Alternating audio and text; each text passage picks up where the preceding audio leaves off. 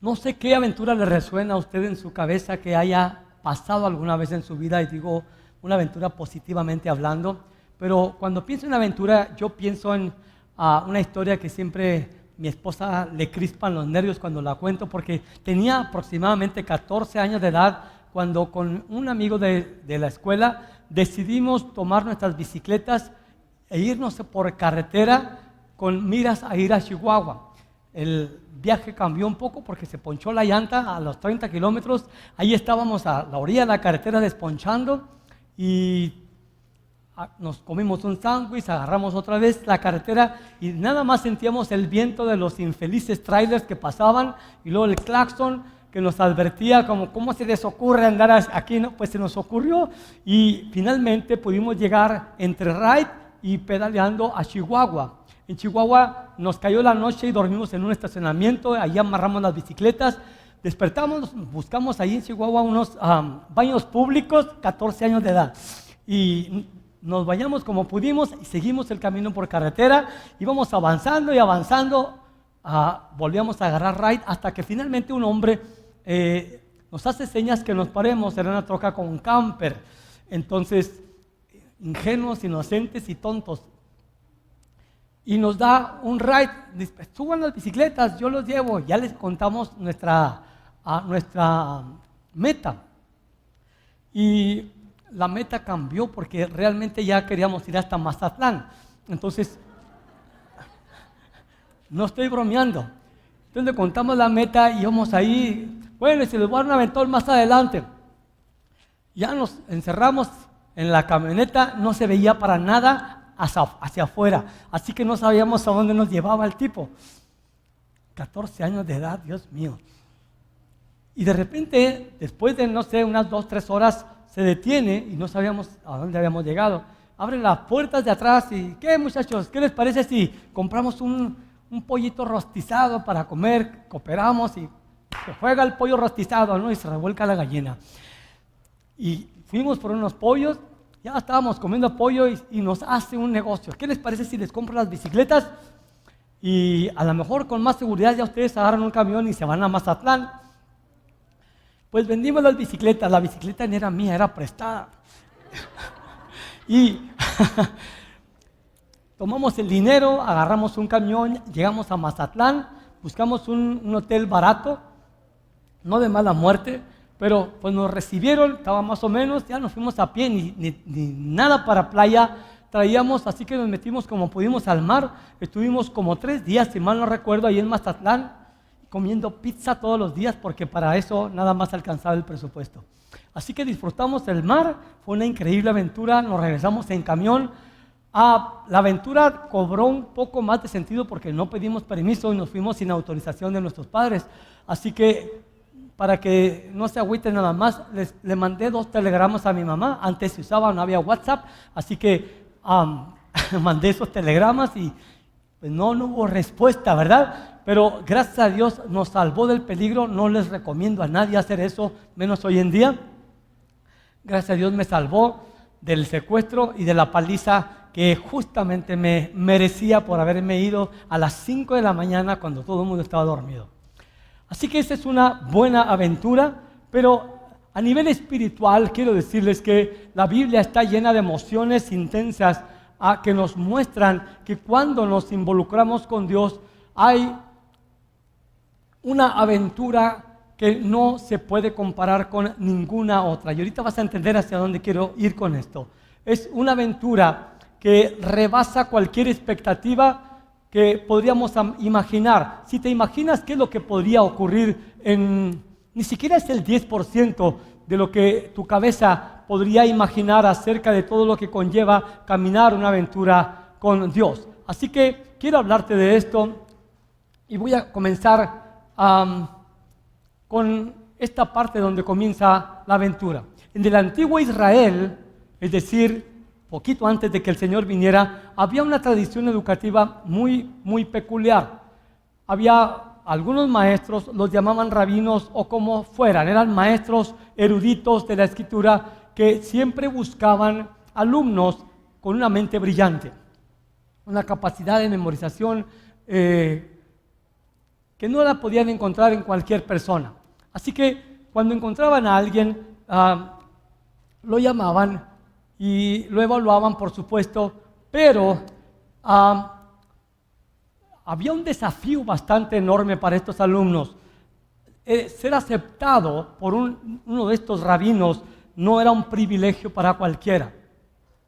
Así que una de las cosas era que los aspirantes deberían de demostrar su capacidad de memorizar la Biblia de Génesis hasta Malaquías en un promedio de 4 años. Y estos empezarían a los 11 años de edad, más o menos, a estudiar con ellos. Así que en la primera etapa ellos aprenderían el Pentateuco, Génesis, Éxodo, Levítico, Números y Deuteronomio. Si se lo aprendían de memoria, lo recitaban de memoria, lo escribían sin errores, entonces pasaban a la siguiente etapa, de Josué hasta Malaquías de memoria. Casi como a los 13 años acabarían de demostrar que tenían capacidad para memorizar todo lo que ellos conocían como la Biblia. Si no lo lograban, es porque no tenían mucho coco, ¿verdad? No tenían mucha disciplina para estudiar. Así que, si tú pasabas por el puerto ahí cerca de donde está el mar, veías bastantes jóvenes pescadores, o veías a mujeres o carpinteros jóvenes, y fácilmente podías saber, ellos no fueron aceptados. Ellos reprobaron, ellos fueron rechazados, por tanto se quedaron sin el anhelo cumplido de ser parte de ese proyecto de vida, de ser instruidos por un maestro, un erudito. Ahora, si estos aspirantes eran aceptados, es decir, ya dijeron todos los versículos de memoria, Dios mío, ¿cuánto tardarían en hacer un examen, verdad? Y entonces eran aprobados. El maestro los vería y les diría, bien, eres apto, ven y sígueme. Ahora, el ven y sígueme no era solamente ven para que sigas aprendiendo. La meta de ese maestro era reproducirse en ese joven, que esa persona pudiera recibir todo lo que ese maestro le podía dar durante toda su vida, hasta que ese alumno se convirtiera en un maestro. Los alumnos, cuando eran aceptados, la experiencia del corazón de ellos era que era un privilegio, un honor enorme ser aceptados como alumnos de uno de esos maestros israelitas, porque la meta no era solamente ir a unas clasecitas, era vivir literalmente con esos maestros, vivir día y noche con ellos. Y entonces lo que tenían de particular estos maestros es que ellos tenían una interpretación de todo lo que era el Antiguo Testamento, y era una interpretación muy particular de esos maestros, y se las transmitirían, les darían sus razones porque ellos pensaban que Dios quiso decir esto, y así sucesivamente. Así que realmente la meta de estos jóvenes era estar caminando día y noche con ellos, empaparse de la sabiduría de ellos, y al final, algún día, llegar a ser maestros de la palabra de Dios. Así que era el más alto privilegio que ellos podían experimentar. Así que más o menos unos 5 años se aprendieron toda la Biblia. ¿Cuántos tienen más de 10 años en la iglesia? Quiere decir que algunos podrían habérsela aprendido hace 10 años. Bien, ahora, cuando viene Jesús, esta tradición cobra un significado más profundo con la llegada del Señor. Al iniciar Jesús su ministerio, es decir, cuando estuvo ese día en la sinagoga y tomó el libro de Isaías y leyó esa porción y se presentó realmente como el Mesías, cuando Él dice, esta palabra que hemos leído aquí, hoy delante de ustedes se ha cumplido. Algunos no aceptaron, otros sí, hizo algunos milagros y luego se fue a caminar por la playa. Jesús se encontró a 2 pescadores y les dijo, vengan y síganme. Ahora, estos pescadores inmediatamente dejaron sus redes y lo siguieron. ¿Por qué? Porque esas palabras, ven y sígueme, resonaron y les recordaron las palabras que se decían de la boca de los antiguos maestros. Ven y sígueme significaba deja todo, lo que veas en mí se va a reproducir en ti. Vas a poder hacer lo que yo puedo hacer. Vas a poder vivir como yo puedo vivir. Así que sin pensarlo, ellos entendieron que ese hombre que les hablaba era un maestro. Porque nadie, aparte de maestros autorizados, podían utilizar esas palabras para decir, ven y sígueme. Así que dijeron, no sabemos quién es él, pero vamos a seguirlo. Así que su vergüenza de su fracaso se había borrado. Tenemos maestro. No sabemos qué tan bueno es, pero tenemos maestro. Ahora sabemos que Jesús era el mejor maestro, pero ellos no lo sabían. Así que ni siquiera sabían el nivel de maestro que los había agarrado. Sin más requisitos y sin más preámbulos, ellos se levantaron y los siguieron. Jesús no les dijo, van a tener que aprenderse cada día un libro de la Biblia. Simplemente los llamó y les dijo, vengan y síganme y los haré pescadores de hombres. Así que este fue un llamado contundente. Ellos dejaron sus casas, dejaron sus familias y comenzaron a caminar con Jesús. No sabían ni lo que les esperaba. No sabía nada de lo que Jesús tenía en mente para ellos, pero ellos simple y sencillamente se levantaron y lo siguieron. Ahora, Jesús no escogió a sus discípulos porque fueran personas con una mente muy brillante.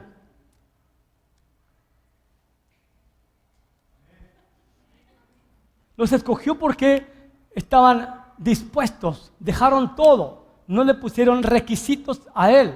¿Qué? ¿Y tú qué? ¿Dónde estudiaste? ¿Qué? ¿Tú quién eres? Simple y sencillamente entendieron el honor de haber sido llamados, se levantaron y por eso el Señor los aceptó. No eran brillantes. Vean ustedes a Pedro. Pedro, el discípulo, o Simón como se llamó antes, era una persona muy voluble, de carácter muy voluble. De hecho, era muy impulsivo. Y sin embargo, Jesús así lo tomó. Tomás el incrédulo, el que después de la resurrección, él dice, yo no voy a creer si no meto mis manos en el costado o en los agujeros de sus heridas. O tienes a un Felipe. Felipe era una persona bien calculadora. ¿Con cuánto vamos a alimentar a esta gente? No tenemos dinero. Así, bien terrible. Y luego tienes a Judas. Tienes a Judas que lamentablemente lo traicionó al final. Sin embargo, Jesús, con todo y lo que sabía de ellos, los amó y los amó hasta el fin. Y tomó la fe pequeña que ellos tenían, su ignorancia, y la cultivó y la fortaleció. Tomó a estos hombres que habían sido rechazados por otros, que no habían dado el ancho, y se dedicó a invertir su vida. Algunos dicen que fueron 3 años y medio, de caminar día y noche, de vivir con Él, de ser instruidos y de estarlo observando cómo Él hacía las cosas. Ahora, ser discípulos de Jesús era uno de los más altos privilegios que ellos podrían, sin darse cuenta, estar disfrutando. Significaba tener una relación muy personal, continua, incesante con Él, experimentar la gracia para transformar sus vidas, caminar a la luz de la verdad y vivir para algo mucho más grande que lo que ellos habían vivido, que ellos mismos. Ser discípulo de Jesús es esto. Ahora, observemos cómo también Jesús, hablando de los privilegios, les delegó poder a estos hombres sobrenatural. Les autorizó para ir a echar fuera demonios, sanaban a los leprosos, ponían manos sobre los enfermos y sanaban, y todavía no descendía el Espíritu Santo. Así que tenían el entendimiento de que ese poder que les estaba delegando Jesucristo no era solamente para ellos, sino para extenderlo hacia otras personas y transformar el mundo a su paso. Así que ellos contarán muchas historias ahí de las experiencias que tuvieron en sus primeros días de discipulado con Jesús. Así que para ellos ser discípulos de Jesús significaba participar activamente en la obra de Dios, llevando el amor de Cristo, el amor de Dios, su bondad y la esperanza a la gente que no tenía absolutamente nada. Y ser discípulos de Jesús también significó para ellos pertenecer a una comunidad de fe que los arropaba, que los acogía, que los apoyaba. Y allí en esa comunidad podían compartir sus victorias, podían compartir sus fracasos. eran parte de la élite espiritual de Jesús, los discípulos de Cristo. No estaban desperdiciando su vida. Ahora, también, aparte de los privilegios, el discipulado conlleva una transformación radical del corazón de los que eran discípulos de Jesucristo. Una vez más consideramos a Pedro. Pedro, antes de la venida del Espíritu Santo, era impulsivo, dijimos, era enojón, iracundo, como usted comprenderá, y era impulsivo, arrebatado, y además negó a Jesús, y no una vez, 3 veces, ¿verdad? Pero cuando viene el Espíritu Santo, después de que Cristo resucita, ese hombre es transformado en un hombre valiente, predica con una autoridad, y luego soporta las golpizas que le ponen por predicar, es encarcelado, es azotado, y él permanece adelante. Él no se retracta, jamás volvió a retractarse de su fe en Cristo después de que el Espíritu Santo vino sobre él. Así que su vida es un testimonio poderoso de una transformación, de una vida que está caminando con Jesucristo. Porque la Biblia no te deja negar el asunto de que Pedro fue una persona antes y fue otra persona después. Así que el discipulado verdadero, el discipulado genuino, siempre va a tener como fruto la transformación del carácter de la persona para parecerse cada vez más a Jesucristo. Si pudiéramos resumir esto como lo dice el libro de Gálatas, el fruto del Espíritu, el fruto de caminar, de vivir en Jesús, es amor, gozo, paz, paciencia, bondad, benignidad, mansedumbre, templanza, fe. La persona que es discípula verdadera de Cristo se vuelve más compasiva. Y esto difícil decirlo, pero se vuelve más humilde y se vuelve también más servicial. Un discípulo verdadero tiene una transformación radical. Cambia la manera de pensar, cambia la forma de relacionarse con los demás, la manera de hacer las cosas cambia. Porque has estado caminando con Jesús, y caminar con Jesús siempre va a conllevar transformación en tu corazón. Así que este mismo cambio radical que estos discípulos experimentaron en esa primera generación de discípulos puede ocurrir en las vidas, y debería de ocurrir en las vidas de todo aquel que dice que es discípulo de Cristo. Amén. Porque es el mismo Cristo, es el mismo Espíritu, es la misma palabra, y debería de ocurrir lo mismo. Amén. Están nerviosos. En el ministerio de Jesús, rápidamente se distinguieron por lo menos 2 grupos de discípulos, y tenían distintas motivaciones por las cuales seguían al Señor. Ya Jesús estaba cobrando fama. Y en primer lugar quiero hablarte de las multitudes. Era un montonal de gente que lo seguían, pero estas personas, principalmente las multitudes, así nos referimos y así se refiere la Biblia, eran personas que lo seguían por los beneficios temporales que Jesús podría darles. Fuera una sanidad, fuera una liberación, o inclusive la alimentación, como aquella multitud de más de 10,000 personas que fueron testigos de un milagro, que Cristo tomó unos cuantos peces y panes, los multiplicó y los alimentó. Y después quisieron ir por más. ¿Qué, Señor? ¿Qué andas haciendo por aquí? No, ustedes me están siguiendo porque quieren más pan y más pescado.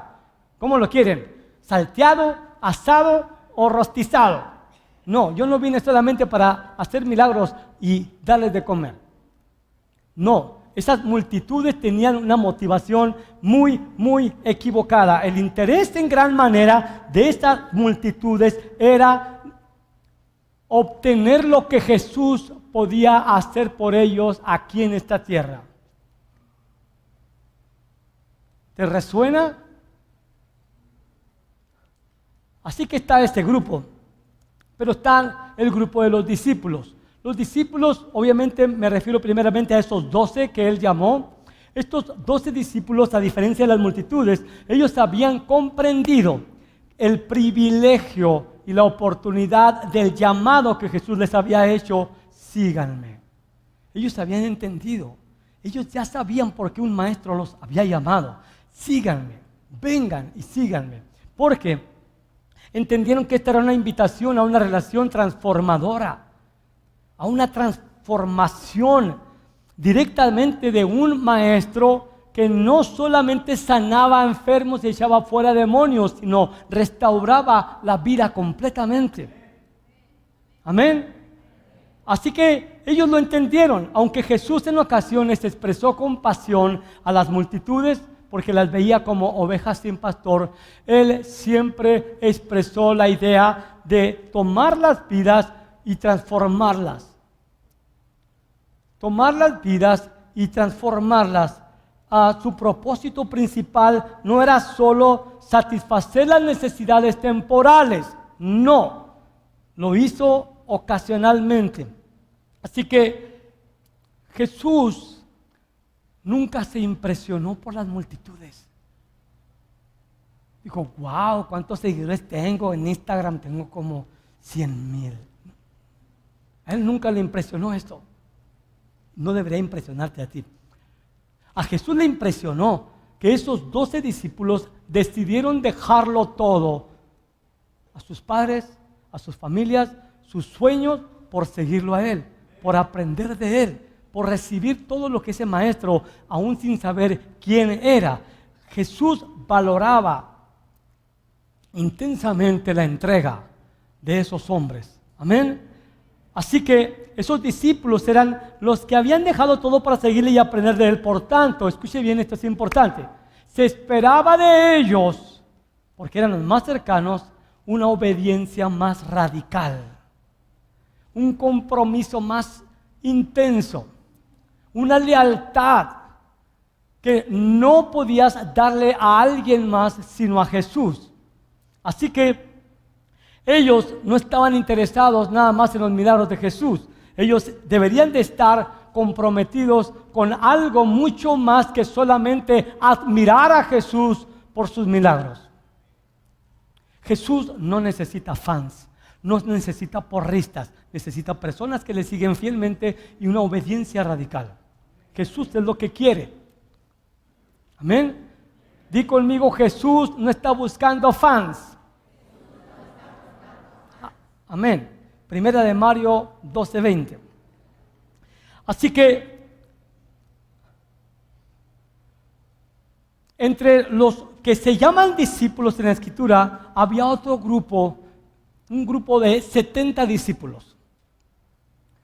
Ustedes conocen el Sermón del Monte, o al menos saben que existe, pero hay un sermón que se conoce como el Sermón del Llano. Entonces en ese Sermón del Llano Él les está hablando a esos discípulos, a los 70, sí están los 12, pero se está dirigiendo en ese sermón a estos otros discípulos. Y exactamente les dice a ellos, esta es la palabra que les dice a ellos: ¿por qué me llaman Señor y no hacen lo que les mando? Es decir, los 12 ya habían aprendido, pero estos no estaban tan comprometidos. ¿Por qué me llaman Señor y no hacen lo que yo les mando? Porque déjame decirte que la esencia de llamarle Señor a Jesús, tienes que comprender que si le llamas Señor a Jesús, y en la mente de Jesús está eso, tienes que entender que un Señor, que un amo, exige total obediencia. No es un compa, es el Señor. Lo que Él dice es lo que se hace. Los 12 discípulos habían entendido. Algunos le llamaban maestro porque no querían comprometerse con el señorío de Jesús. Porque si le llamaban Señor, entonces estaban obligados a obedecerle. ¿Para qué? ¿En qué cabeza cabe? Están viendo a Jesús y simple y sencillamente eligen seguirlo de lejos, sin un compromiso serio. ¿Por qué le llamas Señor y le cantas Señor y no haces lo que Él te dice? Ese es el otro nivel de discipulado. Bien, así que llamarle Señor a Jesús exige esto: una sumisión completa a la voluntad de Él.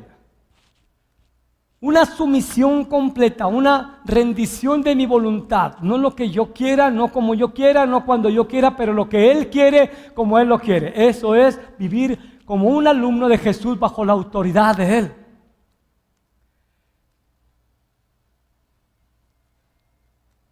Bien, llamarlo Señor implica, bueno, llamarlo Señor y no hacer lo que Él dice, significa, o puede interpretarse como hipocresía. Estar fingiendo que sigues a alguien a quien realmente no sigues. O implica también rebeldía. Jesús dice esto, pero no quiero hacerlo. No me siento cómodo, así que voy a hacerlo de otra manera. O significa simple y sencillamente una falta de entendimiento de lo que significa que Jesús es la suprema autoridad.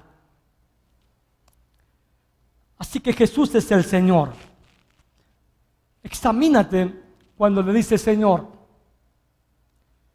Lo que realmente quería eran discípulos, aprendices, estudiantes dedicados que no solo escucharan el domingo la palabra. Lo que quería era personas que reprodujeran su vida lo mejor posible, que tomaran sus enseñanzas y comenzaran a caminar como Jesús en todos los aspectos que pudieran hasta esa etapa. Jesús, el enfoque de Él estaba en formar a aquellos que llevarían el mensaje al mundo, mucho más allá de los límites en el tiempo hasta donde ellos vivirían, pero mucho más allá de las fronteras en donde estaban acostumbrados a moverse. Jesús tenía una visión global de enviar a esos discípulos que se convertirían en maestros. Así que Jesús va un día caminando con sus discípulos más cercanos y todavía las multitudes están atrás, los miles de personas. Yo quiero tratar de imaginar lo que ocurrió en ese momento. Pónganme atención, chicos. Jesús va caminando, de repente va con sus discípulos y voltea y están los miles de personas. Y los voltea y los está viendo.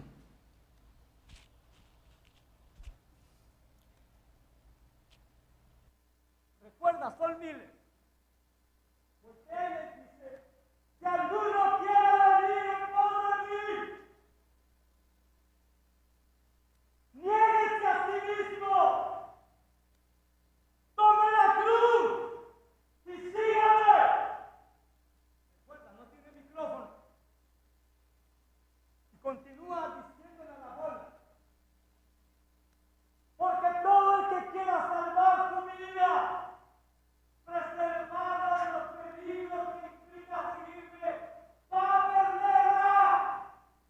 Pero el que la pierda por causa de mí, la va a salvar. Porque ¿de qué les sirve ganar el mundo si ustedes se van a perder?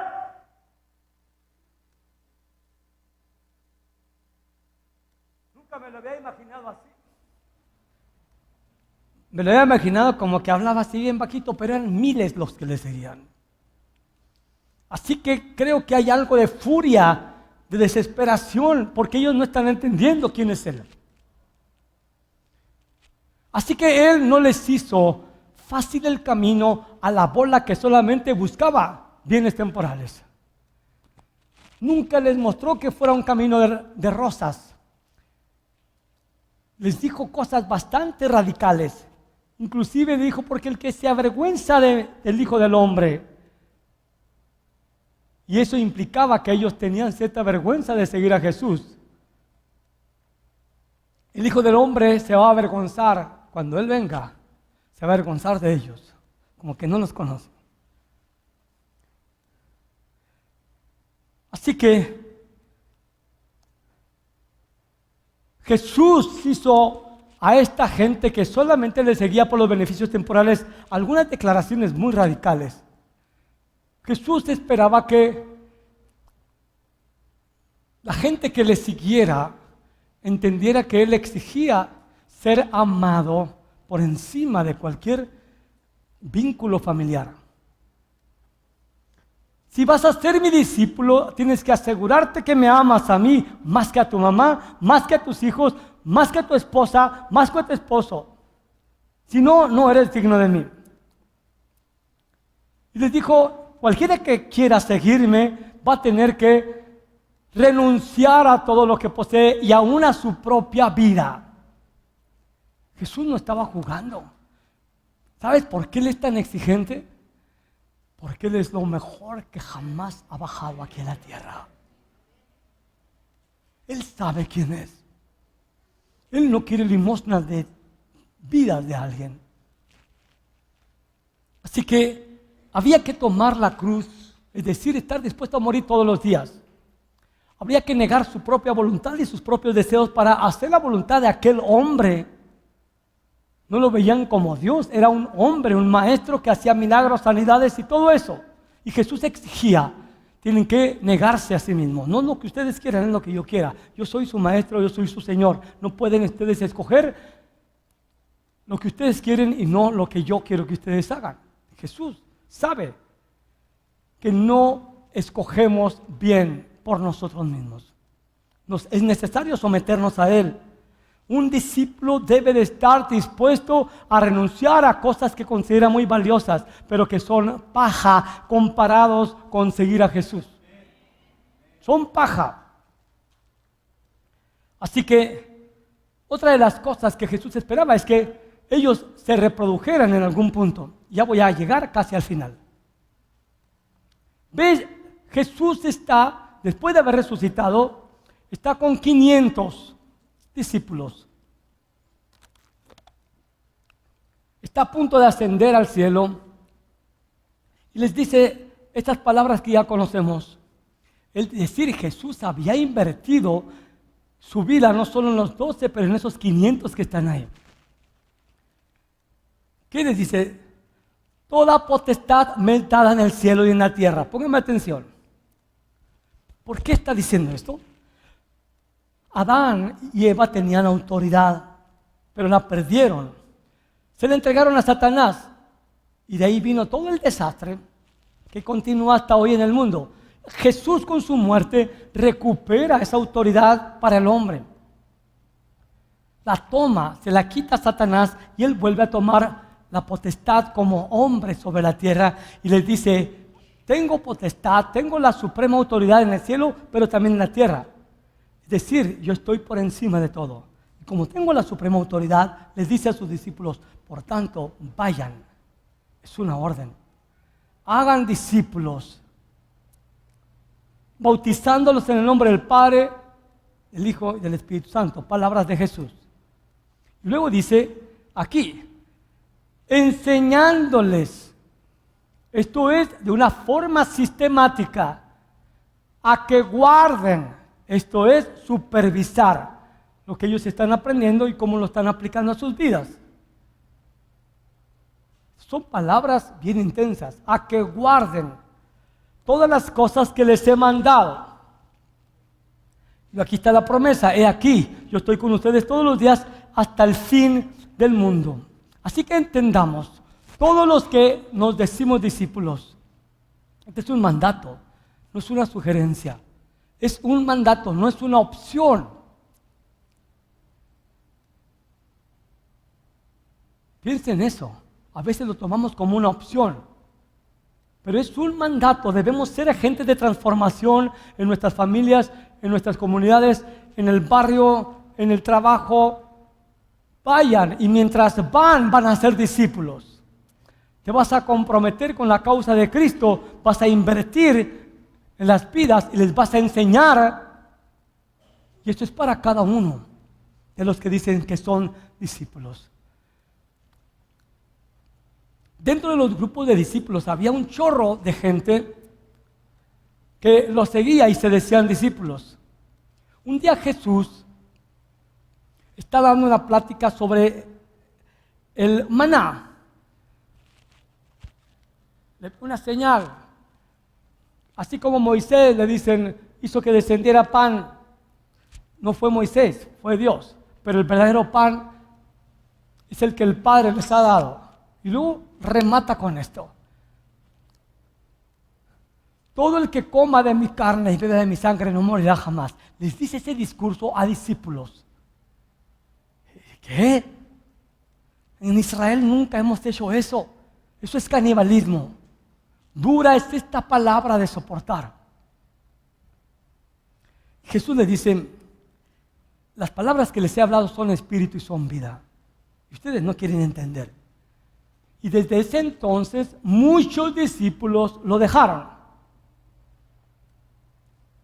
Así que de estos 500 inclusive que estuvieron cuando Jesús ascendió, solamente 120 permanecieron en el aposento alto cuando descendió el Espíritu Santo. No fueron 500. Así que siempre Dios tiene sus filtros.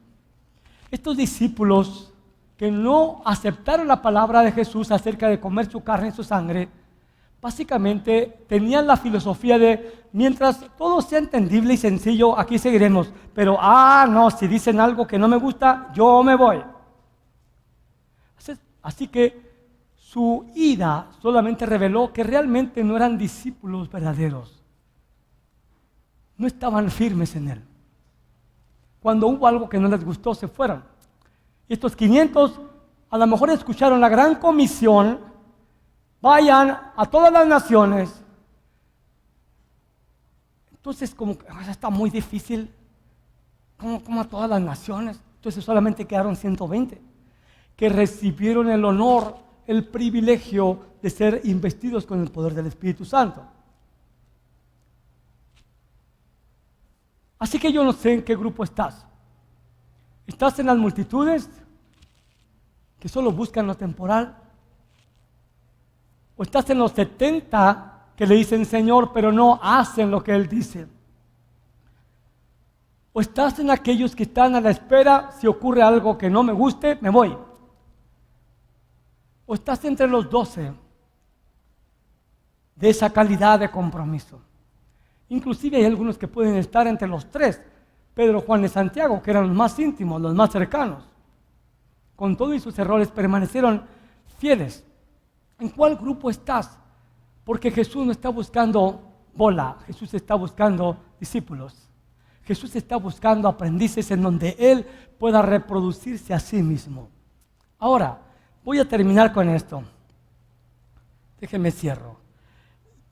Empecé con el asunto de la aventura y quiero que puedan comprender esto.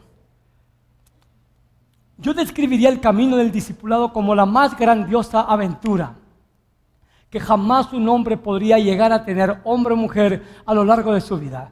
Y tengo razones bastante poderosas para poder decir esto, transformadoras y profundas, razones por las cuales el discipulado es la más grande aventura. En primer lugar, es una aventura porque te invita a un viaje constante de autoconocimiento, autodescubrimiento y de descubrir continuamente a Dios. Es una aventura porque no es un destino estático, sino es un proceso dinámico de crecimiento, de aprendizaje y de transformación. Es una aventura porque cada día te enfrentas a desafíos que te van a moldear, a descubrir nuevas verdades que van a expandir tu comprensión y a descubrir nuevas oportunidades de ver el poder y el amor de Dios en formas extraordinarias para los discípulos verdaderos.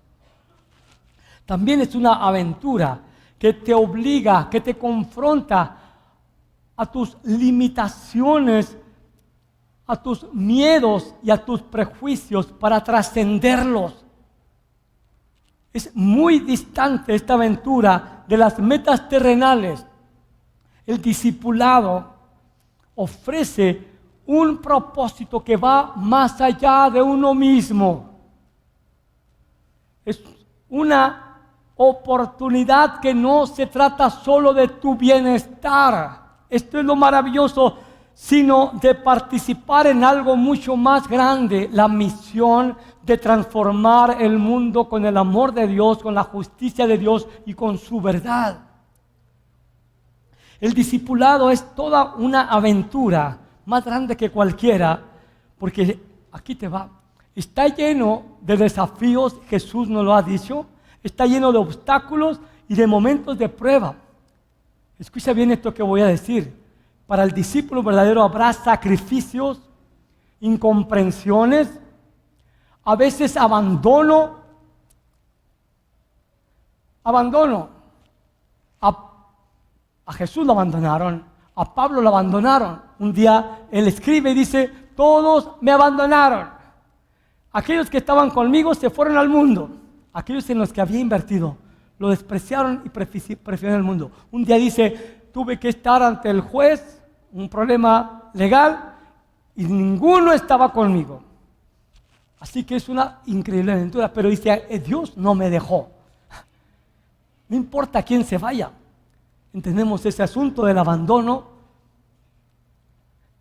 Y incluso es una aventura porque incluye persecuciones para los discípulos verdaderos. Incluye cárceles para los discípulos verdaderos. Así que es un camino de mucho desafío. Pero es precisamente la superación de estas dificultades que tu carácter es transformado. La comodidad nunca transforma a nadie. Es donde se forja el carácter, se profundiza en la fe y se experimenta una resiliencia, una resistencia, una fortaleza que absolutamente ninguna otra experiencia te la da. Ahora, la aventura del discipulado promete recompensas, y no necesariamente materiales, pero espirituales. Déjame decirte algo. Aquellos que son discípulos verdaderos saben lo que significa la paz que sobrepasa todo entendimiento humano. La paz que guarda los pensamientos y el corazón. Está siempre ahí. No importa que el mundo se caiga a pedazos, la paz está ahí. Está un gozo. No es un gozo de una risa de idiota riéndose de todo. No, un gozo, una satisfacción inmensa a pesar de las adversidades que se atraviesan. Y hay una esperanza gloriosa, ciertísima, de la vida eterna. Esa recompensa nadie te la puede ofrecer. Finalmente, la aventura es la aventura más grandiosa porque no la recorres tú solo. Cristo estará contigo como tu guía, como tu maestro, como tu consejero. Su presencia estará a cada paso contigo en el camino del discipulado, no solamente para mostrarte cómo, pero para darte fuerzas para soportar las adversidades, para darte sabiduría para que entiendas qué es lo que tienes que hacer, y también para entender y para el amor para vivir el discipulado en una manera como Él mismo caminó aquí en la tierra. En esencia, ser discípulo es la aventura más grandiosa que alguien puede experimentar. Te saca, escúchame bien, te saca de tu zona de confort para desarrollar la plenitud de tu potencial. Los que están muy cómodos no pueden desarrollarse. Los que solamente son domingueros nunca van a crecer como deberían de crecer. Él quiere llevarte a la plenitud de tu potencial, conectándote con un propósito más grande que tú mismo y un propósito divino, una fuente inagotable de vida, de amor y de poder que operará en aquellos que le siguen. ¿Cuántos verdaderos discípulos hay aquí? 3, 4, 5. Bien, qué bueno que los demás son humildes y reconocen que no han cruzado la línea. Así que la palabra ahí está. Dios, el Señor Jesús, quiere discípulos, no admiradores. Un día el Señor me llevó a Isaías Isaías era un profeta y hablaba la palabra del Señor. Y un día Dios le dice a Isaías: mira, te voy a decir lo que tú eres para la gente que te está escuchando. Tú dices mis palabras, se las dices a ellos, pero para ellos nada más eres un dulce cantor que les canta canciones bonitas, porque no quieren someterse a mi palabra. ¿Cómo se ha de haber sentido Isaías? O sea, estoy gastando mi saliva de oques. Pero obviamente entre la bola de gente que escuchaba a Isaías, había algunos que sí querían obedecer al Señor, que sí querían un compromiso, que sí querían ser de los que estaban cerca comprometidos, que daban el todo por el todo. No eran domingueros, ni miércoleros, ni vierneros. Era el todo por el todo. Vénganos de la alabanza.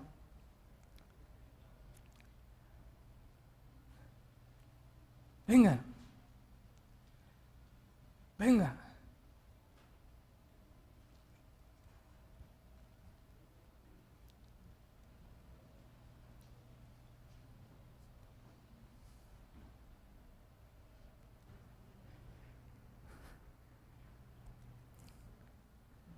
No quiero, lo digo como pastor, ser un dulce cantor para algunos de ustedes. Quiero que entiendan que para mí pararme aquí enfrente no es un show, no es un trabajo, simple y sencillamente decirles lo que el Señor quiere que ustedes oigan y necesitan escuchar. No necesito los aplausos, la admiración de nadie, porque solamente soy una bocina. Así que les he dado la palabra y ustedes son responsables de lo que van a hacer con esa palabra. Ustedes van a dar cuenta de lo que han escuchado. Si saliendo de aquí se olvidan y siguen en su mismo ritmo, en su mismo estilo, de ser de la bola, de la multitud, o ser de los 70 que le dicen Señor y no hacen lo que Él les dice, o si son de la calidad de los 12, entonces se van a tener que afirmar y empezar a invertir sus vidas en discipular a otros. Porque la iglesia es esto.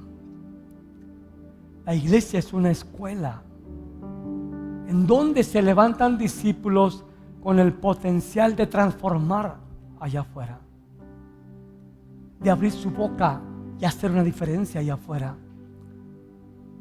de vivir unas vidas que confronten la pecaminosidad de los que les rodean a ustedes, aún sin palabras en ocasiones. Que sean y que seamos capaces de vivir una vida en nuestras casas, en donde si los vecinos vieran cómo vivimos, dijeran: wow, estos son cristianos, mírelos cómo se aman.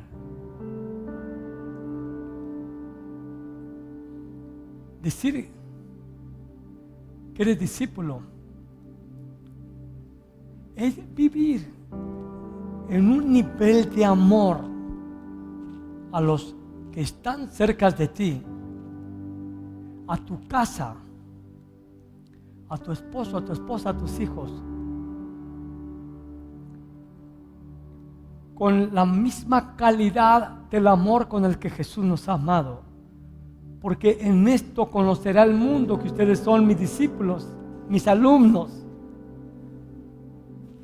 en que ustedes se aman unos a otros como yo los he amado, y que aman a su prójimo como ustedes mismos, y que aman a sus enemigos como yo los he amado a ustedes, porque ustedes eran mis enemigos. Jesús quiere discípulos, no fans. El todo por el todo. O te sumerges por completo en Él, por completo, por completo, toda tu vida, si quieres correr la aventura, o mejor, disfruta al máximo la mundanalidad y el pecado, porque es lo mismo. Es lo mismo decir que estás y no estás. Como dijo un profeta hace tiempo, o entréguense por completo a Jesús, o entréguense por completo al pecado. Pero no le den limosnas a Jesús. Es todo o es nada. Es todo o es nada. Ponte de pie.